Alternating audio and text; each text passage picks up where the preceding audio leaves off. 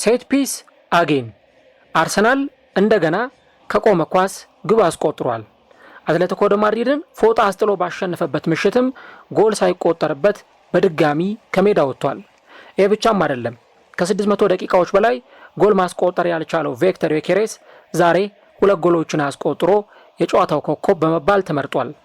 አርሰናል ጨዋታውን እንዴት ባለ መንገድ ይወጣል የሚሉ ሀሳቦች ከጨዋታው በፊት ሲነሱ ቢቆዩም ነገር ግን የሰሜን ለንደኑ ክለብ አርሰናል አትሌቲኮ ደ ማድሪድን ፎጣ አስጥሎ ወደ መጣበት መልሶታል። አርሰናል 4 አትሌቲኮ ደ ማድሪድ ባዶ። ጨዋታው እንዴት ነበር? በጨዋታው ላይ ምን ነገሮች ተስተውሏል የሚለውን እስከ ቪዲዮ መጨረሻ ድረስ ከኛ ጋር አብራችሁ ከቆያችሁ የምንነግራችሁ ይሆናል። ሰላም ጤና ይስጥልን። የተወደዳችሁና የተከበራችሁ ውድ ተከታታዮቻችን እንዴት ናችሁልን? እግዚአብሔር ይመስገን እኔ በጣም ደህና ነኝ። የምትገኙት አራዳ ሜዳ ኦፊሻል ዩቲዩብ ገጻችን ላይ ነው። ለቻናሉ አዲስ ከሆናችሁ የዩቲዩብ ገጹን ሰብስክራይብ በማድረግና የደወል ምልክቷን በመጫን የቻናላችን ቤተሰቦች እንድትሆኑ የአክብሮት ግብዣችን ነው። ቪዲዮን ደግሞ ስትጀምሩ ዩቲዩብ ፕሮግራሙን ለብዙዎች እንዲያደርሰው ላይክ በማድረግ ፕሮግራሙን እንድትጀምሩ በአክብሮት እንጋብዛለን። የአራዳ ሜዳ ኮሜንታተር ተስፋ ወርቅ ሉል ሰገድ አብሬያችሁ ቆይታ አደርጋለሁ። አስቀድሜ ይቅርታ መጠየቅ ፈልጋለሁ። በፌስቡክም በዩቲዩብም እንዲሁ ደግሞ በቴሌግራምም ለእናንተ እንዳሳወቅ ነው ጨዋታውን በቀጥታ ስርጭት ልናስተላልፍ ቀጠሮ ይዘን ነበር። ነገር ግን በዋይፋይ መቋረጥ ምክንያት ጨዋታውን ወደ እናንተ በቀጥታ ሳናስተላልፍ ቀርተናል። ለዚህም ይቅርታ እንጠይቃለን እና ደግሞ ሰፋ ያለ ትንታኔ በዚህ ፕሮግራም ላይ ወደ እናንተ የምናደርስ ይሆናል። ጨዋታውን ግን እንዴት ተመለከታችሁት? ለእናንተ እንዴት ነበር? እስቲ በኮሜንት ላይ የገባችሁ ሀሳቦቻችሁን ልታጋሩን እንችላላችሁ። ምሽቱን አርሰናል ከአትሌቲኮ ደ ማድሪድ ጨዋታቸውን ሲያከናውኑ በተለይም ደግሞ 2 ጥሩ መከላከል አላቸው ተብሎ የሚታመኑ ቡድኖች እንዲሁ ደግሞ በማጥቃቱ ረገድ ጥያቄ የማይነሳባቸው ቡድኖች የሚያደርጉት ጨዋታ ስለነበር ጨዋታው በከፍተኛ ትኩረት እንዲጠበቅ አድርጎታል። አርሰናል ደግሞ በዘንድሮ የውድድር ዓመት መከላከሉ በጣም ጥብቅ ስለሆነና 3 ጎሎች ብቻ የተቆጠሩበት ቡድንም ስለሆነ ዛሬ አትሌቲኮ ማድሪድን እንዴት ባለ መንገድ ሊያሸንፍ ይችላል? መከላከሉስ እንዴት ባለ መንገድ በተለይም ፈታኝ ከሚባሉ የፊት መስመር ተጫዋቾች ከነ ሶሮልጅ እንዲሁ ደግሞ ከነ ሁሊያን አልቫሬዝ ጋር ስለሚፋጠጥ ምን አይነት አቀራረብ ወደ ሜዳ ይዞ ይመጣል የሚለው በጉጉት ሲጠበቅ ነበር። ግን ደግሞ በጣም በሚያስገርም ሁኔታ መድፈኞቹ አሳማኝ በሆነ ብቃት አትሌቲኮን 4 ግቦችን በማስቆጠር ማሸነፍ ችሏል። ቪክተር ዮኬሬስ ግቦችን ያስቆጠረበት ምሽት ነበር። ዛሬም እንደገና ከቆመ ኳስ ግብ ተመልክተናል። እንዲሁ ደግሞ ማርቲኔሊም በጨዋታው ላይ አስገራሚ የሚባል ብቃትን አሳይቶ ግብ ማስቆጠር ችሏል። የአርሰናል ብቃት በጥቅሉ እጅግ በጣም የሚያስገርም መሆኑን ከጨዋታው በኋላም ብዙዎች የተናገሩ ይገኛሉ። ግን ጨዋታው ምን ይመስል ነበር የሚለውን እዚህኛው ፖይንት ላይ ደግሞ ማንሳት ይገባናል። እንግዲህ ትናንትናም በነበረኝ ከጨዋታው በፊት በነበረው የቅድመ ዳሰሳ ፕሮግራም ላይ እንደገለጽኩት አሁን አርቴታ የቻምፒየንስ ሊግና የፕሪሚየር ሊግ ቡድኑን የለየ ይመስላል። በተለይም አንዳንድ ቁልፍ ቦታዎች ላይ የሚታወቁ ሮቴሽኖችን እየተጠቀመ ይገኛል። ለምሳሌ በፕሪሚየር ሊግ ሊያንድሮ ትሮሳርድን በግራ መስመር ያጫውታል። በቻምፒየንስ ሊጉ ደግሞ ማርቲኔሊን ያስጀምራል። ሪካርዶ ካላፊዮሪን በሌፍት ባክ ቦታ ላይ በፕሪሚየር ሊግ እናየዋለን። ሉዊስ ስኬሊን ደግሞ በአውሮፓ ቻምፒየንስ ሊግ ጨዋታዎች ላይ ያየነው ነው የምንገኘው። ከዛ ውጭ ግን የነበረው አሰላለፍ ተመሳሳዩን አይነት አቀራረብ ነው ይዞ ወደ ሜዳ የገባው። ምናልባትም በዚህ የጨዋታ መርሃ ግብር ላይ እንደው ከሁለቱ ተጫዋቾች በስተቀር በባለፈው ከተመለከት ነው የፉልሃሙ ጨዋታ አንጻር የተለየ አይነት አሰላለፍ ይዞ ወደ ሜዳ አልገባም። ያንኑ ራሱን የደገመው ስኬሊንና ማርቲኔሊን ወደ ሜዳ ከማስገባቱ በስተቀር። ከዛ ባለፈ ግን አትሌቲኮ ደ ማድሪድ ደግሞ ጥሩ ሪካርድ የለውም ከእንግሊዝ ቡድኖች ጋር ከሜዳ ውጭ ወጥቶ በሚጫወትበት ጊዜ። ስለዚህ አሁንም ያመጥፎ ሪካርድ ነው እንደገና ዛሬ የሚቀጥለውና አርሰናል ደግሞ በአንጻሩ ከስፔን ቡድኖች ጋር በተለይ በቅርብ ዓመታት ባደረጋቸው ጨዋታዎች ወደ ቻምፒየንስ ሊግ ከተመለሰ ጊዜ ጀምሮ እጅግ በጣም አስገራሚ ውጤታማነትን ነው እያሳየ የሚገኘው። ሴቪያን 2 ጊዜ አሸንፏል ከ2 የውድድር ዓመት በፊት በምድብ ጨዋታ። እንዲሁ ደግሞ አምና ሪያል ማድሪድን በደርሶ መልስ 2 ጨዋታ አሸንፏል። ዢሮናን እንደዚሁ ማሸነፍ ችሏል። ዘንድሮ ደግሞ አትሌቲክ ቢልባኦን አሸንፏል።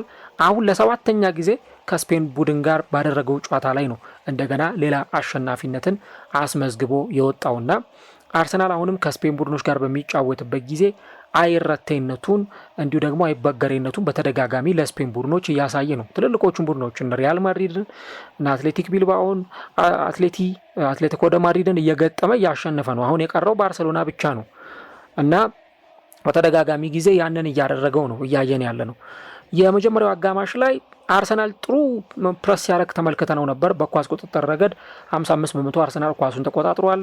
9 ሙከራዎችን አርሰናል ሞክሮ ነበር።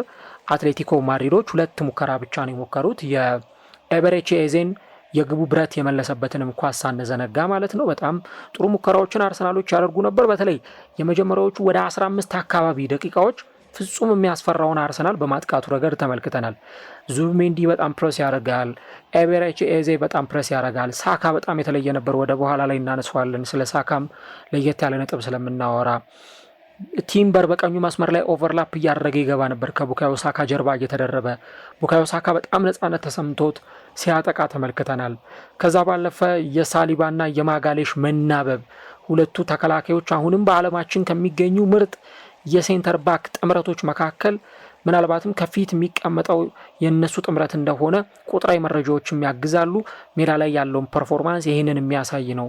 ሉዊስ ስኬሊ ምንም እንኳን በፕሪሚየር ሊጉ ካላፊዮሪ ቢሆንም እየጀመረ ያለው በዚህኛው ቦታ ላይ ግን በዚህ በወጣትነት በታዳጊነት እድሜው ጥሩ ጊዜን ነው ያሳለፈ የሚገኘው እና ፈርስት ሃፍ ላይ እንደውም አርሰናል ጎል ማስቆጠር ይጠበቅበት ነበር። በተደጋጋሚ ጊዜ ሲያጠቃ ስለነበረው የግብ ሙከራዎችን ሲያደርግ ስለነበረ የቡካዮ ሳካን አይተናል ከግብ ጠባቂ ኦብላክ ጋር 1-1 የተገናኘበትን አጋጣሚ እና ሁኔታዎቹ በተለይ አርሰናል ሞር ወደ ጎል እየተጠጋ የነበረበት ሂደት ብዙ ስለነበር የመጀመሪያው አጋማሽ ላይ ጎል ማስቆጠር ይጠበቅበት ነበር። ያው ዳቪድ ራያም አንድ ኳስ ለማውጣት ብሎ ጎሉ ለቆ ወጥቶ በአጋጣሚ ከባድ ኳስ ሊቆጠርበት ነበረ።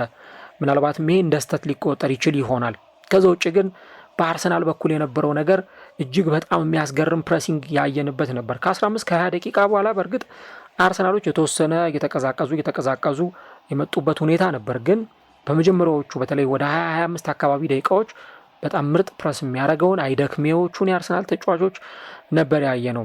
ልክ የመጀመሪያው አጋማሽ እንደተጠናቀቀ በቴሌቪዥን በተንታኝነት እየሰራ የሚገኘው የቀድሞ የአርሰናል ተጫዋች ቲዮ ዋልኮት አንድ አስተያየት ሲሰጥ ነበር እና አርሰናሎች ፍራስትሬት ያደረጉ ይመስለኛል። በተለይ በመጀመሪያው አጋማሽ ብልጫ በወሰዱበት የደቂቃ ክፍለ ጊዜ ጎል አለማስቆጠራቸው ምናልባትም ደግሞ አርሰናል ተጫዋቾቹ ፍራስትሬት እንዲያደርጉ እድል የሰጠ ነው የሚል ሀሳብ ሲያነሳ ነበር። ጨዋታውን ሲቤስ ላይ ነበር እየተመለከትኩ የነበረውና ቲዮ ዋልኮትም ይህን ሀሳብ ሲሰጥ የነበረው በተለይ በአርሰናል በኩል በመጀመሪያው አጋማሽ ክለቡ ጎል ማስቆጠር እያለበት ጎል ማስቆጠር ባለመቻሉ ምናልባትም ደግሞ አንዳንድ ጨዋታዎች አሉ ቶሎ መገደል ያለባቸው ጨዋታዎች፣ ቶሎ ፍጻሜ ሊበጅላቸው የሚገቡ ጨዋታዎችን ማራዘም፣ ተጨማሪ ዕድሜ መስጠት ለተጋጣሚ ቡድንም ደግሞ እድል የሚሰጥ ስለሆነ ያ ምናልባትም የአርሰናል ተጫዋቾችን ፍራስትሬሽን ውስጥ ንዴት ውስጥ ከቷቸዋል የሚል ሀሳብ በቀድሞው ተጫዋች ቲዮ ዋልኮት በኩል ሲነሳ ነበረ። ግን ሁለተኛው አጋማሽ ላይ ደግሞ ሌላውን አርሰናል በጣም እጅግ የሚያስገርመውን የአርሰናልን ቡድን ደግሞ አይተናል። ፍጹም የተለወጠውንና ከመጀመሪያው አጋማሽ ጋር ልናመሳስለው የምንችለውን አርሰናል ያየ ነው። በ15 ደቂቃዎች ውስጥ አርሰናል 4 ጎሎችን ማስቆጠር ችሏል። ከ57ኛው ደቂቃ እስከ 70ኛው ደቂቃ በነበሩ ጊዜያት ነው አርሰናል በተከታታይ 4 ግቦችን በማስቆጠር የማሸነፊያ ግቦችን ሊያገኝ የቻለው። ይህም ከ15 ደቂቃ በታች ነው የፈጀበት። የመጀመሪያው ጎል ሲቆጠር ከግራ መስመር የተሻገረውን ኳስ የቅጣት ምት ኳስ ነው። ዴክላን ራይስ ያሻማውን ኳስ ማጋሌሽ ወደ ግብነት ቀይሮታል። እኔ ዘንድሮ አርሰናል ልክ እንደሌላው ጊዜ ሁሉ አሁንም በቆመ ኳስ ውጤታማ እየሆነ ነው የሚገኘው። ሴት ፒስ አጌን ብዬ የጀመርኩት ከዛ ባለፈ ርዕሳችንም ላይ ይህንን የሰጠ ነው። አርሰናል ምን ያክል ኤክስፐርታይዝ እያደረገ ነው። እንደውም ጨዋታውን እያቀያየርኩ ነበረ እያየው የነበረውና ከዛ ደግሞ ጆን ቻምፒዮንም ልክ አርሰናል የማዕዘን ምት በሚያገኝበት ጊዜ የጨዋታው ኮሜንታተር ኤክስፐርት ኦፍ ሴት ፒስ እያለ ነበር አርሰናልን በተደጋጋሚ ጊዜ ሲጠቅስ የነበረው። ይሄ አሁን አርሰናል የሚታወቅበት መለያ እየሆነ መምጣቱን በደንብ እየተመለከትን እንገኛለን። ምክንያቱም አርሰናል የማዕዘን ምት ሲያገኝ በጣም የሚፈራ ቡድን ነው። የቅጣት ምት ሲያገኝ በጣም የሚፈራ ቡድን ነው። ያንን ደግሞ በተለይ ኒኮላይ ዮቨር ወደ አርሰናል ከመጣበት ጊዜ ጀምሮ በደንብ እየተመለከትን እንገኛለን። ለምንድን ነው አርሰናል አሁን ስለ ሴት ፒስ ደጋግመን የምናወራለት? ስለ ቆሙ ኳሶች ለምንድን ነው በዚህ ልክ ሀሳቦች የምንሰጠው የሚለውን ነገር ካነሳን እንዲህ አይነቱን ምሽቶች እንዴት ማሸነፍ እንዳለበት ያውቃል። አትሌቲኮ ደ ማድሪድ ዘግቶ ነበር ሲጫወት የነበረው። የሆኑ የካውንተር አታክ እድሎችን ወይ የካውንተር አታክ ኳሶችን ሲያገኙ እነዛን ለመጠቀም ጥረት ያደርጋሉ እንጂ ከዛ በተረፈ ግን ጎላቸውን ዘግተው ነበር ሲጫወቱ የነበረው እና ይሄንን ደግሞ በተደጋጋሚ ጊዜ በተለይ እነሱ በካውንተር ስለሚጫወቱ ለምሳሌ የሁሊያን አልቫሬዝን እያነሳን ነበረ፣ የጁሊያኖ ሲሞኒን እነዛን ሙከራዎች እያነሳን ነበረና ወደ አርሰናል ግብ እየሄዱ በተደጋጋሚ ጊዜ ሙከራ ሲያደርጉ ስለነበር ከዛ ባለፈ ደግሞ ራሱ ሁሊያን አልቫሬዝ እንደውም የግቡ ብረት የመለሰበትንም ኳስ አይተናል በሁለተኛው አጋማሽና አርሰናል በእንደዚህ አይነት አጋጣሚ ጎሎችን ማስከፈት ወይም ደግሞ የተጋጣሚ ቡድንን መከላከል ሰብሮ መግባት እንደሚችል በተደጋጋሚ ጊዜ እያሳየን ይገኛል። አሁንም ሲያደርግ የተመለከትነው ተመሳሳዩን ራሱን ጉዳይ ነውና ከቆመ ኳስ ወይም ደግሞ ከማዕዘን ምት ከቅጣት ምት የሚሻገሩ ኳሶች ለአርሰናል ጥሩ የግብ ማግኛ መንገዶች እንደሆኑ በተለያዩ ጨዋታዎች ላይ ያየን ነው። 64ኛውም ደቂቃ ላይ የተመለከትነው ይሄንኑ ነው። ዴክላን ራይስ አሻማ፣ ማጋሌሽ በግንባር ገጭቶ ጎል አስቆጠረ። እንግዲህ በአርሰናል አሁን የምርጥ ግብ አስቆጣሪ የተከላካይ ተጫዋቾችን ሪከርድ ለመስበር የቀረው ጥቂት ጎል ብቻ ነው። እንደነ ቨርማለን ከመሳሰሉ የተከላካይ መስመር ተጫዋቾች ተርታ አሁን የሚያሰልፈውን ቁጥር እያገኘ ነው የሚገኘው እና ይህንን ጎል ማስቆጠር የቻለው 64ኛው ደቂቃ ላይ ነው። ከዛ ደግሞ ልክ 57ኛው ደቂቃ ላይ 57ኛው ደቂቃ ላይ ይህንን ጎል ማጋሌሽ ካስቆጠረ በኋላ ከጥቂት ደቂቃዎች በኋላ ማለትም ደግሞ ከ7 ደቂቃዎች በኋላ ማርቲኔሊ ሁለተኛውን ጎል ማስቆጠር ችሏል። ማርቲኔሊ ይህንን ጎል ሲያስቆጠር የሉዊስ ስኬሊ አሲስት ነበረ በቀጥታ ወደ ግብነት የተቀየረው። ተጫዋቹ ከመሃል ሜዳ ጀምሮ ድሪብል እያደረገ ኳስ ይዞ እየገፋ ነበረ። ለማርቲኔሊ ኳሱን ሰጠው። ይሄ ድሮ በነ ቴሪ ኦንሪ የምናውቀውን አይነት አጨራረስ ነው። ኳሱን በውስጥ እግሩ በደንብ ደግፍ አድርጎ ከርል እያደረገች የምትታጠፍ ኳስ ነበረች የመታው። እሱን ወደ ግብነት ቀይሮ ማርቲኔሊ ሁለተኛውን ጎል አስቆጥሯል። ዘንድሮ ማርቲኔሊ በቻምፒዮንስ ሊግ ጥሩ ጅምር እያደረገ ነው። በኦሎምፒያ ባለፈው የመጀመሪያው የአትሌቲክ ቢልባኦ ጨዋታ ላይ ጎል አስቆጥሯል፣ አሲስት አድርጓል። ከዛም ባለፈ ደግሞ በተለያዩ ጨዋታዎችም ላይ እንዳየ ነው። ባለፈውም እንደዚሁ ከኦሎምፒያኮስ ጋር በተደረገው ጨዋታ ላይ ተመሳሳይ አይነት ተጽዕኖ ፈጣሪነቱን ነበር ሲያሳየን የነበረው ከጎል ማስቆጠር ጋር። አሁንም እንደገና ደግሞ በዚህ በቻምፒየንስ ሊጉ ሌላ ጎል ማስቆጠር ችሏል እና በአርሰናል እንግዲህ በተለይ በተደጋጋሚ ጨዋታዎች ላይ ጎሎችን እያስቆጠሩ ደግሞ የሚመጡ ተጫዋቾች አሉ። ይኸው ማርቲኔሊም በቻምፒየንስ ሊግ አርሰናል እያደረጋቸው በሚገኙ ጨዋታዎች አትሌቲክ ቢልባኦ ላይም ያንን አድርጓል። ከዛ በተጨማሪ ደግሞ እንደዚሁ ከኦሎምፒያኮስም ጋር በተደረገው ጨዋታ ግብ አስቆጥሯል። ዛሬም ግብ አስቆጥሯል እና 3 ጎልና 1 አሲስት በ3 ጨዋታዎች ማስመዝገብ ችሏል። ለማርቲኔሊም ይሄ በጣም የተዋጣለት ምሽት ነበረ። ከዛ ግን 70ኛው እና 67ኛው ደቂቃ ላይ ደግሞ ሌሎች ግቦች ተቆጥሯል። በ3 ደቂቃ ልዩነት ነው አርሰናል ጎሎችን ያስቆጠረው። በ57 እና በ64 ደቂቃዎች መካከል የ7 ደቂቃ ልዩነት አለ።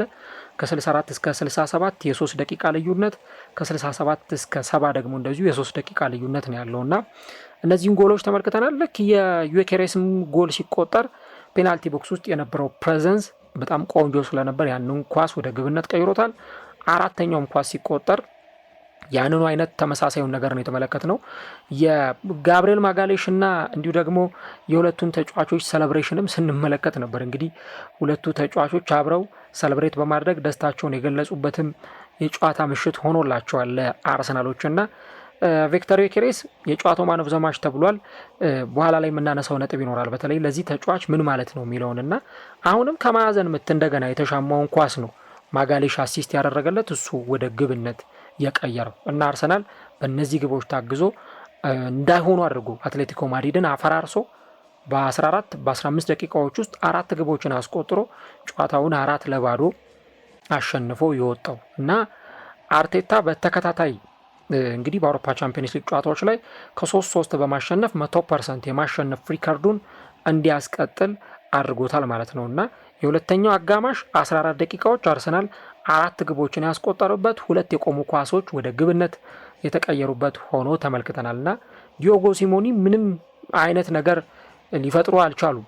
ከዛ በኋላ በነበረው ሂደት ላይ ተጫዋቾችን ለመቀየር ሲሞክሩ ነበረ፣ ግን ያ ደግሞ ውጤት አላመጣላቸውም እና አርሰናል አሁንም ምን ያክል በጣም ጠንካራ ቡድን እንደሆነ ተጋጣሚዎቹን በሚገጥምበት ጊዜ ምን ያክል አስፈሪ ቡድን እንደሆነ እየተመለከት ነው የምንገኘው። ልክ አትሌቲኮ አንደኛው ግብ ሲቆጠርበት፣ ሁለተኛው ጎል ሲቆጠርበት ጊቭ አፕ እያደረገ በቃ እጅ እየሰጠ ተስፋ እየቆረጠ ነው የመጣው። ከዛ በኋላ ለአርሰናል ተጫዋቾች አስቸጋሪ አልነበረም። ወደ ጎል በመሄድ የግብ ሙከራዎችን በማድረግ ረገድ ተደጋጋሚ ጊዜ የአትሌቲን የተከላካይ መስመር ተጫዋቾች ለማስጨነቅ ነበር ሙከራ ሲያደርጉ የነበሩትና በመጨረሻም ተሳክቶላቸው 4 ግቦችን አስቆጥረው ጨዋታውን በዚህ ውጤት ማጠናቀቅ ችሏል። በእርግጥ ምናልባት ጨዋታውን ቀደም ብሎ የሚገምት ሰው ቢኖር በዚህ ውጤት ይጠናቀቃል ብሎ በፍጹም የሚገምት ሰው ይኖራል ብዬ አላስብም። ምክንያቱም ተጋጣሚው አትሌቲኮ ማድሪድ ነው፣ ትልቅ ቡድን ነው። በዛ ላይ በስፔን እግር ኳስ ትልቅ ተፎካካሪ ከሚባሉ ቡድኖች መካከል አንዱ ነው። ስለዚህ አርሰናል እንደው በሁለተኛው አጋማሽ ያውም በ14 ደቂቃዎች ውስጥ ይህን ሁሉ ጎል አስቆጥሮ በሰፋ የጎል ልዩነት ይህንን ክለብ ያሸንፋል የሚል ግምት አልነበረም። በእርግጥ የዛሬው የቻምፒየንስ ሊግ ምሽት ለተመለከተው ሰው በጣም ብዙ ጎሎች የተቆጠሩበትና አስደንጋጭ ውጤቶችም የተመዘገቡበት ነው። ያምናው የጣሊያን አሸናፊ የጣሊያን ሴሪ አሸናፊ ናፖሊ በርካታ ግቦች ተቆጥረውበት ነው የተሸነፈው። ብዙ ግቦችን አስተናግዶ በዚህ ጨዋታ ላይ ክለቡ ለሽንፈት የተዳረገበትን የጨዋታ መርሃ ግብር ተመልክተናል። 6-2 በሆነ ውጤት ተሸንፏል። ባየር ሌቨርኩሰን እንደዚሁ በአምናው ሻምፒዮን በፔዤ 7-2 በሆነ ውጤት ተሸንፏል። አርሰናል ደግሞ እንደዚሁ 4-0 አሸንፏል እና በርካታ ግቦች በእነዚህ ጨዋታዎች ላይ ሲቆጠሩ እንደነበረ እየተመለከትን ነው የነበረው። ግን እዚህ ጨዋታ ላይ ደግሞ ካነሳን ሌላው ሳናነሳ የማናልፈው የቪክተር ዮኬሬስን ጉዳይ ነው። እኔ እንግዲህ ከአንዴም 2-3 ጊዜ ስለዚህ ተጫዋች ፕሮግራም ሰርቻለሁ። በተለይ በአድማጮች ጥያቄ ነው የመጨረሻውን ፕሮግራም የሰራሁት። ብዙ የአርሰናል ደጋፊዎች እስቲ ተስፍሽ ስለዚህ ልጅ ፕሮግራም ስራበት፣ ደጋፊዎቹ ለሁለት ከፍሏል፣ ምንድን ነው አርሰናል ከዚህ ተጫዋች ጎል ይፈልጋል ግን ጎል እያገኘ አይደለም፣ ሶ ምክንያቱ ምንድን ነው ሚል ፕሮግራም ስራበት ብላችሁኝ 3ኛ ጊዜ የሰራሁት የመጨረሻው ፕሮግራም በእናንተ በአድማጮች ጥያቄ የተሰራ ነበረ። ከዛ በፊት ግን 2 ፕሮግራሞች ሰርቻለሁ።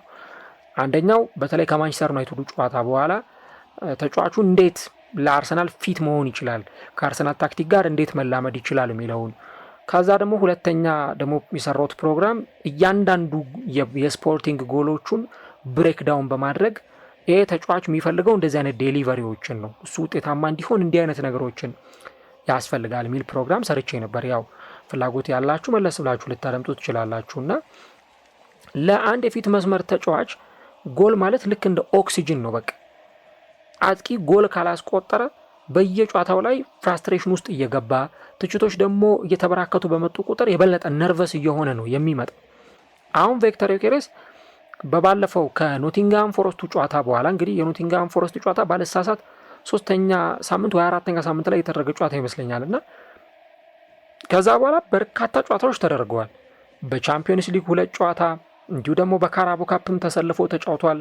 በፕሪሚየር ሊግ በርካታ ጨዋታዎች ላይ ተሰልፏል እና ጎሎች ለማስቆጠር እምቢ ያለው ተጫዋች ነበር።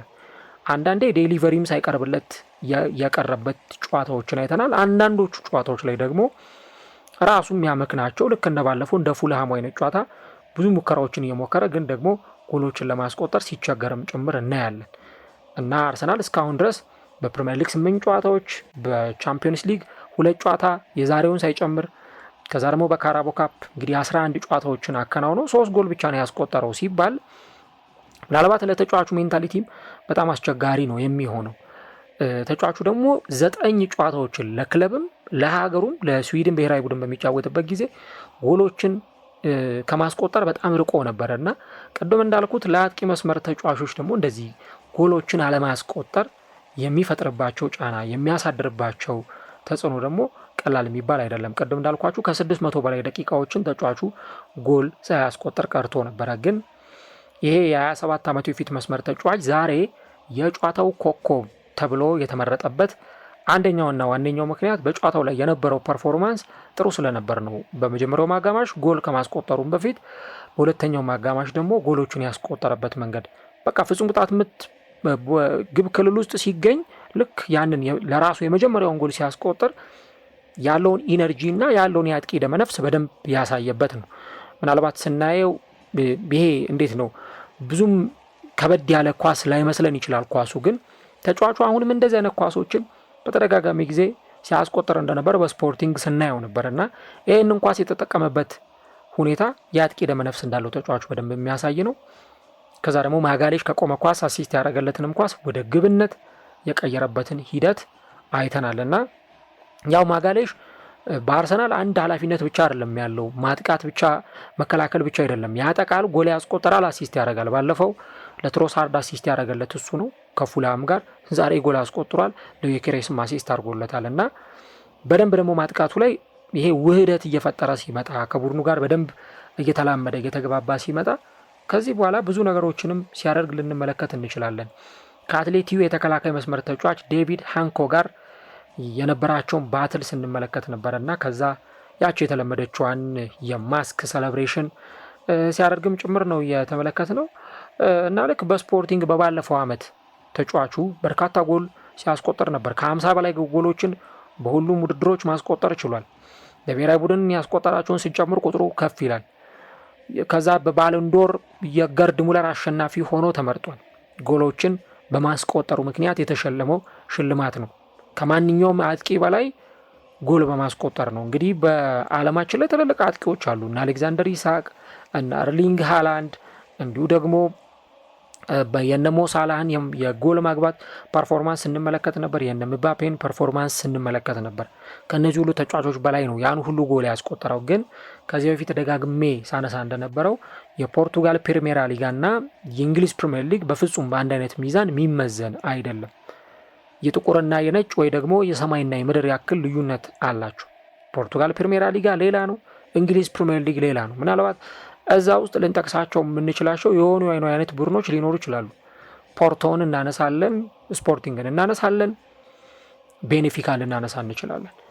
ከዛ ውጭ ግን አብዛኞቹ ቡድኖች እነ ሪዮ አቬ በጣም በደረጃ ዝቅ ያሉ ቡድኖች አይነት ናቸው ያሉት እና ያንን ስንል ሊጉን ደግሞ በጣም በደረጃም እያወረድ ነው አይደለም። ጥሩ ሊግ ነው፣ የፉክክር ሊግ ነው፣ ምንም ጥያቄ የለውም። ግን እንደ ፕሪሚየር ሊጉ ደግሞ አይሆንም። ፕሪሚየር ሊግ ግን ሁሉም 20ዎቹም ክለቦች በታክቲክ የታጠረ አጫወት ነው የሚጫወቱት። አደገኛ አግሬሲቭ የሆነ አጫወት ይኖራቸዋል። ብዙ አይነት ፋክተሮች አሉ። ከዛ የቪክተር ዮኬሬስን ደግሞ ሁኔታ ማሰብ ተገቢ ነው።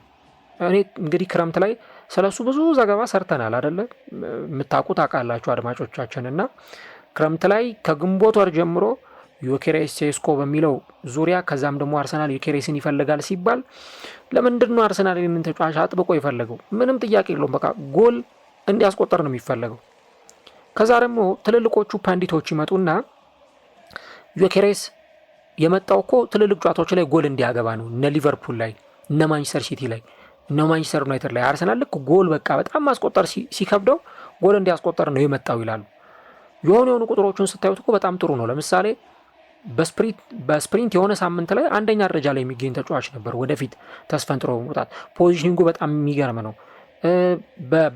በትከሻው ይጠራቸዋል ተጫዋቾቹ። አቀብሎ እንኳ እስከ ተከላካይ ጀርባ ልሮጥ ነው የሚል ምልክት ይሰጣቸዋል። ግን ከቡድኑ ጋር ደግሞ በደንብ እስከሚዋሃድ ኬሚስትሪ እስኪመጣ ትንሽ ጊዜ ይወስዳል። ግን እንደዛም ሆኖ እንደዚህ አይነት ጨዋታዎች ላይ በተለይ ደግሞ የቻምፒየንስ ሊግ መድረኮች ላይ ሁለት ግቦችን ማስቆጠር ማለት የበለጠ ተጫዋቹን ከዚህ በኋላም ያለውን ፐርፎርማንስ እያሳደገ እንዲሄድ ያደርጋልና ቅድም እንዳልኳችሁ ለአጥቂ መስመር ተጫዋቾች ጎል ማስቆጠር ማለት ልክ እንደ ኦክሲጅናቸው ነው። በቃ ሁልጊዜ እንዲተነፍሱ የሚያደርጋቸው፣ ሁልጊዜ ፐርፎርማንሳቸው እንዲቀጥል የሚያደርጉት። አሁን ሃላንድን ይዩት። ሃላንድ አሁን በየጨዋታው ላይ በቃ ጎል ከማስቆጠር በፍጹም የሚሰንፍ ተጫዋች አይደለም። ይዩት፣ ቻምፒየንስ ሊግ ላይ ይዩት። አሁን ዛሬ ጎል አስቆጥሯል። ባለፈው ፕሪሚየር ሊግ ላይ አስቆጥሯል። ከኢንተርናሽናል ብሬክ ላይ ለሀገሩ ጎል አስቆጥሯል። ከዛም በፊት በቃ ሩቲኑ አሁንም ጎል ነው። ስለዚህ ዮኬሬስም እንደዚህ እንዲቀጥል ነው የሚፈለገው። ግን ምናልባት ቁጥሩ እንደ አምናው እንደ ስፖርቲንግ እንደነበረው ብዙ ላይሆን ይችላል። ልክ አምና በስፖርቲንግ እንዳስቆጠረው አይነት የጎል ብዛት 50 ምናምን እንደዚህ አይነት ጎል ላያገባ ይችላል። ግን ቢያንስ ከቡድኑ ጋር በደንብ አዳፕት እያደረገ አሁን ከፕሪሚየር ሊጉ ኢንቴንሲቲ ጋር እየተላመደ አይደለም። ፕሪሚየር ሊጉ በጣም ፈጣን ነው። አግሬሲቭ የሆኑ ተጫዋቾች የሚኖሩበት፣ የተከላካይ መስመር ተጫዋቾች በጣም አደገኞች የሆኑበት ሊግ ላይ ነው የመጣው። ስለዚህ ያንን አዳፕት ለማድረግ ጥቂት ጊዜ ሊወስድ ይችላል። ያንን ግን እየተላመደው ሲመጣ ደግሞ ከዛ በኋላ ተጫዋቹን በጥሩ አይነት ፐርፎርማንስ እና ብቃት ላይ እናየዋለን። ሃላንድ እኮ ካስታወሳችሁ የመጀመሪያው የፈረመበት ጊዜ ላይ በነጥብ ጨዋታ የተጫወተው በኮሚኒቲ ሽልድ ጨዋታ ነበር። ሊቨርፑል ከማንቸስተር ሲቲ ሲጫወቱ ሃላንድ ጎል አላስቆጠረም፣ ዳርዊን ኑኔዝ ጎል አስቆጠረ። በቃ አሁን የሊቨርፑል ፈራሚ ጥሩ ጀመረ፣ የሲቲ ፈራሚ ግን ጥሩ አልጀመረም ተባለ። ከዛ በኋላ ግን ምናልባት ቁጥሩን ከሰዓትኩኝ ይታረማለሁ በአንድ የፕሪሚየር ሊግ ሲዝን 37 ጎል ይመስለኛል ያስቆጠረው ሃላንድ ከ35 በላይ ጎል አስቆጥሯል። በአጠቃላይ ውድድር ደግሞ ከ40 በላይ ጎሎችን ነው አርሊንግ ሃላንድ ያስቆጠረው። ኑኔዥ ግን አይታችሁታል ከዛ በኋላ እና አንዴ ወደ መስመር እስከሚገቡ ያንን ሞመንት ፓዙን እስከሚያገኙት ነው። አንዴ ሀዲዱ ላይ ከገቡ ከዛ በኋላ በደንብ በጎል አምራችነታቸው ሊቀጥሉ ይችላሉ እና አሁን እሱ በአዳፕቴሽን ደግሞ የበለጠ ቡድኑን እየተላመደው ሲመጣ ከጎል ፊት ለፊት ደግሞ የበለጠ ጨራሽ ሆኖ ልንመለከተው እንችላለን እና ዮኬሬስን በተመለከተ ይህንን ነጥብ ለማንሳት ያክል ነው። ምናልባትም ደግሞ ከዚህ በኋላም በሚኖሩ ጨዋታዎች ላይ የበለጠ ጎል እያስቆጠረ የሚቀጥል ከሆነ ተነሳሽነቱን እየጨመረ ቢውልድ እያደረገ አጥቂ ጎል ቢስትም ካስቆጠረ ችግር የለውም፣ ማስቆጠሩም ደግሞ አይቀርም። ግን ችግሩ ረጅም ጊዜ ጎል ማያስቆጥር ከሆነ ነው ፍሪዝ እያደረገ የሚሄደውና ጎል ማስቆጠሩ በጣም ጥሩ ነገር ነው። ለአርሰናል ደጋፊዎች የበለጠ ደግሞ ያስደሰታቸው ከማሸነፋቸውን ባለፈ ደግሞ የቪክተር ዮኬሬስ ጎል ማስቆጠርና የጨዋታው ኮከብ ወይ ደግሞ ማን ኦፍ ዘ ማች በሚል መመረጡ ነው። ዲዘርቭ ያደርጋል፣ ምንም የሚያጠያይቅ አይደለም። ጨዋታው ላይ ተርኒንግ ፖይንት የሆኑ ጎሎችን አስቆጥሯል። በተለይ ልክ እሱ ያነዛን ግቦች ሲያስቆጠር ነው በቃ አትሌቲኮ ማድሪድ ሙሉ በሙሉ ጊቭ አፕ ያደረገውና ለተጫዋቹ ማን ኦፍ ዘ ማች መባሉ ይገባዋል ለማለት ያክል ነው።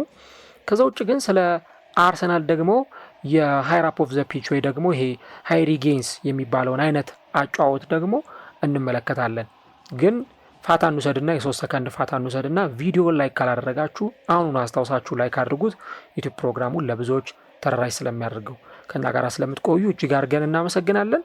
ሀሳባችንን ስንቀጥል ይሄ ሃይራፕ ኦፍ ዘ ፒች የሚባለው ወይ ደግሞ ይሄ ሃይሪ ጌን የሚባለው አርሰናል በመከላከሉ ረገድ ጠንካራ ቡድን ነው። ብዙ ጨዋታዎችን ክለቡ እያከናወነ ነው። ቅድም እንዳልኩት 8 የእንግሊዝ ፕሪሚየር ሊግ ጨዋታ፣ 3 የአውሮፓ ቻምፒየንስ ሊግ፣ 1 የካራቦ ካፕ ጨዋታ አድርጎ የተቆጠረበት 3 ጎል ብቻ ነው። እንግዲህ አርሰናል ላይ ጎል ለማስቆጠር ብዙ ሰንሰለቶችን ማለፍ ያስፈልጋል። ይሄ በኮድ የተቆላለፈ የሚመስል አይነት የተከላካይ መስመር ነው ያለው። አሁን ዛሬ ዙቢሜንዲ በጣም ምርጥ ነበረ። በተለይ በመጀመሪያው አጋማሽ ቢጫ ካርድም እስካየባት ቅጽበት ድረስ እየሄደ ከሁሉም ተጫዋች ጋር ፋይት የሚያደርግ የሚዋደቅ አይነት ተጫዋች ሆኖ አይተነዋል። እነ ዙቢሜንዲን እነ ዴክላን ራይስን ስናነሳ አሁን እንዲያው በግርድፉ ዝም ብለን አርሰናል ጥሩ ነው፣ ጎል እየተቆጠረበት አይደለም፣ እንደው ኢላማውን የጠበቀ ሙከራም እኮ ክለቦች ለመሞከር እየከበዳቸው ነው ብለን ስንል አሁን ብዙዎቻችን የሳሊባና የማጋሌሽን ወይ የነ ቲምበርን አሊያ ደግሞ የዳቪድ ራያን ብቃት ልናነሳ እንችላለን። አዎ ትክክል ነው የእነዚህ ተጫዋቾች ብቃት መነሳት። ግን አርሰናል በዚህ የመከላከል ብቃቱ ላይ አንድ መታየትና ሊገለጽ የሚገባው ትልቁ ነገር ክሬዲትም ሊሰጠው የሚገባው መከላከሉ እንዳለ ሆኖ የመከላከሉ ክሬዲት ሁላችንም የምንክደው አይደለም የአርሰናል መከላከል ምርጥ እንደሆነ። ግን አርሰናል ደግሞ ከማጋሌሽና ከሳሊባን ባሻገር የአርሰናል ተጫዋቾች ሃንገርን ሜዳ ላይ እንመለከታለን፣ ረሃባቸውን። ይሄ ሃይ ሪጌን ምንለው ወይ ደግሞ ሃይራፕ ኦፍ ዘ ፒች ምንለው አንድ ተጋጣሚ ኳስ በሚቀማበት ጊዜ ወዲያውኑ ኳሱን ሪከቨር የሚያደርግበት ወይ ያንን ኳስ መልሶ በእጁ የሚያስገባበት ሁኔታ ነው። እንግዲህ ይሄንን ብዙ አይነት የእግር ኳስ ኤክስፐርቶች ብዙ አይነት ሀሳቦችን ያነሱበታል። አሁን የአርሰናል ተጫዋቾችን ተመልከቷቸው። ኳስ በተቀሙበት ሰዓት ምን ያክል ሰከንድ ነው የሚፈጅባቸው መልሰው ኳሱን ለማግኘት? በፍጹም ተጋጣሚን አያስጠጉም ወደ ጎላቸው። ግን ተጠግቶ እየመጣ ፑሽ እያደረገ የሚመጣ ከሆነ ያንን ኳስ ለማስጣል የተሻላቸውን ጥረት አድርገው ያንን ኳስ ሲቀሙትና ሲያስጥሉት እንመለከታለን። ይሄ ቡድኖቹ ያላቸውን ኳሊቲ በደንብ የሚያሳይ ነው። የአርሰናል ተጫዋቾች አይደክሜ ናቸው። አንዳንዴ አሁን ራይስን ውስጥ መለከቱ ዙቢሜንዲን ስታዩት 2-3 ሳምባ ያላቸው ነው የሚመስላችሁ። በቃ የሚሮጡት አሯሯጥ እንደው እንደ ኖርማል ሰው በዚህ ሳምባ ነው የሚተነፍሱት እስከምትሉ ድረስ በጣም የሚሮጡ አይነት ተጫዋቾች ናቸው። ድሮ ለምሳሌ በማንቸስተር ዩናይትድ ሰር አሌክስ ፈርጉሰን በሚያሰለጥኑበት ጊዜ ፓርክ ጄሱንግ የተባለ ተጫዋች ነበረና ፓርክ ጄሱንግ በቃ እንደው 4 ሳምባ ያለው ነው የሚመስለው ሲሮጥ፣ በቃ ማይደክም ታታሪ ሜዳውን እያካለለ የሚጫወት ተጫዋች ነው ይባላል። አሁን ራይስን ስትመለከቱት እንደዚህ አይነት ፐርፎርማንስ ነው የሚያሳያችሁ። ዙቢሜንዲን ስታዩት እንደዚህ አይነት በቃ ይሄ ታክል መውረድ፣ ሸርተቴ መውረድ ይሄ አይደለም አርሰናሎች ጋር ያለው፣ በስልት ነው የሚከላከሉት። የአርሰናልን መከላከል ደግሞ እንደ አለት እንዲጠነክር ደግሞ ያደረገው እዛው አርሰናል ውስጥ የኮቺንግ ስታፉን የተቀላቀለው ጋብሪኤል ሄንዚ ነው። ሄንዚ ከዚህ ቀደም እንደምታውቁት በማንቸስተር ዩናይትድ ተጫውቶ አሳልፏል። አሁን ደግሞ መከላከሉ ላይ አርሰናል የበለጠ በቃ ሰንሰለት እንዲሆን አለት እንዲሆን መከላከሉን ያደረገው ይሄ ሰው ነው ይባላል። እና እንደውም ከጨዋታው በፊት አሰልጣኙ አርቴታ በጋዜጣዊ መግለጫ ላይ በጣም ሲያደንቀው ነበር። በቃ ለቡድናችን ጥሩ ነገር ጨምሮልናል፣ በጣም ልምድ ያለው ሰው ነው እያለ ሲናገር ነበር። እና አርሰናል ስህተት በሚፈጠርበት ጊዜ እነሱ ልክ ኳሱን እየተቀባበሉ በቦል ፖዚሽን እየተጫወቱ በሚሄዱበት ጊዜ ኳሱን አስጥለው ለመሄድ ደግሞ የሚያደርጉትን ጥረት እናያለን። ራሱ ሳካም ቢሆን እዚህ ነገር ላይ ይሳተፋል። ማርቲኔሊም ኢቭን ዩኬሬስም ያለ መድከም ዩኬሬሳውን በዚህ ጨዋታ ላይ ያለ መድከም የአትሌቲን ፕሬሲንግ ለማቋረጥ ኳሶችን ዲስፖሰስ ለማድረግ ከፍተኛ ጥረት ሲያደርጉ ነበር እና ተጫዋቾቹ በዚህ መንገድ የሚደነቁት እንዲህ ባለው ፐርፎርማንስ ነው። እና ደግሞ ውድድሩ እንደምታውቁት የአውሮፓ ቻምፒየንስ ሊግ ነው። የአውሮፓ ቻምፒየንስ ሊግ ላይ በየትኛውም አይነት መንገድ ስህተት መስራት ዋጋ ያስከፍላል። ግን አርሰናሎች በፍጹም ለዛ ነገር ፐርሚሽን አልሰጡም፣ ፈቃድ አልሰጡም። አሁንም ፐርፎርማንሳቸው በዛ መንገድ ነው እየቀጠለ የሚገኘው እና አትሌቶች የሆነ ሰዓት ላይ የተዳከሙት በቃ ፋታ ሊሰጧቸው አልቻሉ። ልክ ኳስ ይዘው የሆነ ሰዓት እየተጫወቱ እያለ ይመጡና ይቀሟቸዋል፣ ኳሱን ያቋርጡባቸዋል፣ ኢንተርሴፕት ያደርጉባቸዋል። ዲዮጎ ሲሞኒ የበላይነት እንደተወሰደበት ሲገባው በኋላ ላይ እነ ኮነር ጋላገርን ቀይሮ አስገባ ወደ ሜዳ። መሀሉ በፍጹም ሊመጣጠኑ አልቻሉ። የአርሰናል የአማካይ መስመር ተጫዋቾች ኢቭን ሉዊስ ስኬሊ እኮ ተቀይሮ እንግዲህ በዛ ጨዋታ ላይ በቋሚነት ሲጀምር እንዳየነው መሀል ሜዳው ላይ ኢንቨርት እያደረገ እየገባ ይጫወት ነበር። ጎሉንም አሲስት ሲያደርገው መሀል ሜዳውን ድሪብል አድርጎ አቋርጦ አልፎ ነው ለማርቲኔሊ ያንን አሲስት ያደረገለትና ያ ኳስ ደግሞ ወደ ግብነት የተቀየረውና ይሄ አርሰናል በተለይም መከላከሉ በጣም ምርጥ ነው ስንል እነ ማጋሌሽን እነ ሳሊባን እያነሳን እነሱን ብቻ የምናደንቅበት ወይ እነ ራያን ብቻ የምናደንቅበትም ሳይሆን የአርሰናል ፕሬሲንግ ምን ያክል በጣም ከፍተኛ እንደሆነ የሚያሳይ ነው። ለምሳሌ በ2017-18 ሁለቱ ቡድኖች ተገናኝተው ነበር በዩሮፓ ሊግ ግማሽ ፍጻሜ። አትሌቲ እዚህ ሜዳ ለመጨረሻ ጊዜ ሲመጣ ጨዋታው ባቻ ውጤት ነው ያለቀው 1-1። እንደምታስታውሱት እዛ ጨዋታ ላይ ላካዜት ለአርሰናል ጎል አስቆጥሮ ነበር። በኋላ ላይ ደግሞ በእነሱ በኩል ወይም ደግሞ በአትሌቲኮ ደ ማድሪዶች በኩል የአቻነት ጎል አስቆጥረው ግሪዝማን ይመስለኛል ያስቆጠረው። ጨዋታው 1-1 ካለቀ በኋላ በዛ ጨዋታ ላይ ያውም አርሰናል ረጅሙን ደቂቃ ኳስ ተቆጣጥሮ በጣም ዶሚኔት አድርጎ ሲጫወት ነበር። ግን የዛኔ የነበረው የዛሬ 7 እና 8 ዓመት የነበረው አርሰናል እና አሁን ያለው አርሰናል በፍጹም አንድ አይደለም። እነ ሾኮድራን ሙስጣፊ ያሉበት የተከላካይ መስመር አይደለም ያሁኑ። ከዛ ጋር በጣም በብዙ መንገድ የተለያየው ነው። ኢቨን አትሌቲ በመልሱ ጨዋታ በዲዮጎ ኮስታ ጎል አሸንፎ ወደ ፍጻሜው አልፏል። ግን አሁን የአርሰናልና የአትሌቲ ሌቭሌቱ ጋር ነው ቢባል አትሌቲኮ ማድሪድ በጣም ከአርሰናል ጋር ሲወዳደር ሞር የአርሰናል ሚዛን የሚደፋ ሆኖ እናገኘዋለን እና ለመድፈኞቹ አርሰናሎች ይህ ጨዋታ በጣም ልዩ ነበረ የሚባለው በዚህኛው አጋጣሚም ጭምር ነው። ብዙ ኳሶችን ዲስፖሰስ ስለሚያደርጓቸው ስለሚያቋርጧቸውም ጭምርና የሆነ ሰዓት ላይ ነው በቃ ጁሊያን አልቫሬዝ ጥረት ሲያደርግ ነበር። ኳሶችን ድሪብል እያደረገ ይመጣል ወደ ፍጹም ቅጣት ምት ግብ ክልል ወይ ሲሞኒ እንደዚህ ነገሮችን ሲያደርጉ እናያለን። ግን በፍጹም የአርሰናል ተከላካይ ለዛ የሚበገር አልነበረም እና የአማካይ መስመሩና የአጥቂ መስመሩ በጣም የተጣበቀ ስለሆነ ልክ ለማግባት ሲመጡ መጀመሪያ እነ ራይስን እነ ዙቢሜንዲን ማለፍ ይኖርባቸዋል። እነዚህ ተጫዋቾች የሚታለፉ አይደሉም። ልክ እነሱን ደግሞ አልፎ ሲመጡ ሌላ ግንብ ደግሞ አለ።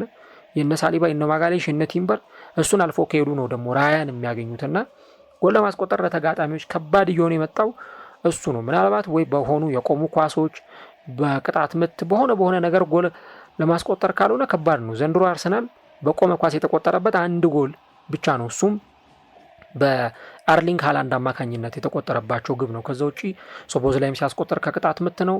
ኒክ ቮልተማደም ሲያስቆጠር ከቆመ ኳስ የተሻማውን ኳስ ነው። ስለዚህ አርሰናል ምናልባት ልታሸንፉት የምትችሉት ራሱ በሚጠቀምበት የቆመ ኳስ ያው ሾህን በሾህ እንደሚባለው ራሱ በሚጠቀምበት የቆመ ኳስ ካልሆነ በስተቀረ በእንደዚህ አይነት የክፍት ጨዋታ ጎል ማስቆጠር ይቻል ይሆናል። ግን ደግሞ ጎል ለማስቆጠር ረጅም ደቂቃ ይፈጃል፣ ትዕግስት ይፈልጋል።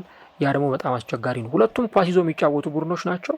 ግን ደግሞ አርሰናል የበለጠ ጨዋታውን ዶሚኔት እንደሚያደርግ ይጠበቅ ነበርና ኤንድ ቱ ኤንድ ደግሞ ሙከራዎችንም ስንመለከት የነበረው ለዛ ነው። መጨረሻ ላይ ግን እዚህ ጨዋታ ላይ ማንሳት የሚገባን ስለ ቡካዮ ሳካ ነው።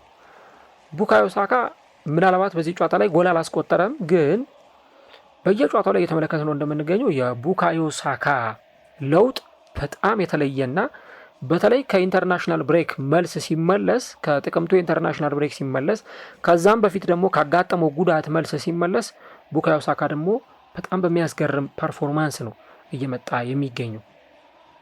በባለፈው በፉልሃሙ ጨዋታ ላይ ለሪያን ሴሴኞን በክራቫን ኮቴጅ ፈተና ሆኖበት ነበረ ያመሸው። እዛ ጨዋታ ላይ በፍጹም ሳካን ለማስቆም ከብዶታል። ሴሴኞን 14 ዱዌሎችን አሸንፏል ቡካዮ ሳካ።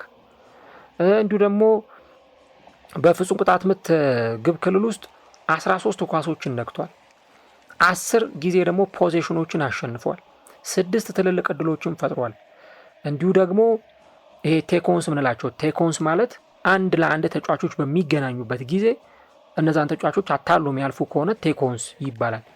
በቴኮንስም ረገድ ካየነው ቡካዮ ሳካ 6 ጊዜ ተጫዋቾችን አታሎ ማለፍ ችሏል እና ደግሞ ወደ 5 የሚጠጉ ፋውሎችን ማሸነፍ ችሏል ማለት ነው። እና እዛ የፉልሃም ጨዋታ ላይ ሲያሳየን የነበረው ፐርፎርማንስ ቡካዮ ሳካ አሁን እዚህ ጨዋታ ላይም ሲደግሞ አየን። ብዙ ጊዜ በቀኝ መስመር ላይ እየሾለከ እየገባ ኳሶችን ማይነስ ለማድረግ ሲሞክር ነበር። እንደውም እኮ ካስተዋላችሁ መጀመሪያው አጋማሽ ላይ አርሰናል 1 ጎል አስቆጥሮ ነበር። ጎሉ ተሻረ እንጂ ማርቲኔሊ ኦፍሳይድ ስለነበረ በጣም ቆንጆ ኳስ ነበር ለማርቲኔሊ ሾልኮ ገብቶ ማይነስ ያደረገለትና ማርቲኔሊ ወደ ግብነት የቀየረው። ግን ማርቲኔሊ ደግሞ ከጨዋታ ውጭ አቋቋም ወይም ኦፍሳይድ አቋቋም ላይ ስለነበረ ኳሱ ተሽሯል። አሁንም ከአትሌቲ ጋር በተደረገው ጨዋታ ላይ ተመሳሳይ የሆነ አይነት ነገር ነው የተደረገው። ሃንኮን ዛሬ በቃ እንደው ሲጫወትበት ነው የቆየው። እዛ ቦታ ላይ ምን ያክል በጣም ዶሚኔት እንደነበረ የቡካዮ ሳካን ፐርፎርማንስ ማየት እንችላለን። ዚ አትሌቲክ አንድ ስታት ይዞ ወጥቷል። እንደውም ይሄኛውን ስታት ስንመለከት በዛሬው ጨዋታ ላይ 35 ኳሶችን ማቀበል ችሏል። በዚህም 5ኛ ደረጃ ላይ ተቀምጧል። በጨዋታው ላይ ከነበሩት ተጫዋቾች 3 ፕሮግረሲቭ ፓሶችን አቀብሏል። በዚህ 3ኛ ደረጃ ላይ ይቀመጣል። በመከላከሉም ረገድ ደግሞ 11 የመከላከል አክሽኖችን ወስዶ 2ኛ ደረጃ ላይ ይቀመጣል። ከዛ ደግሞ 8 የማጥቃት ሲኩዌንሶች ነበሩት። በዚህ 1ኛ ደረጃ ላይ ነው የሚገኘው። በቢውልድ አፕ ተሳትፎ ደግሞ 2ኛ ደረጃ ላይ ተቀምጧል። 17 የቢውልድ አፕ ተሳትፎዎች ነበሩት።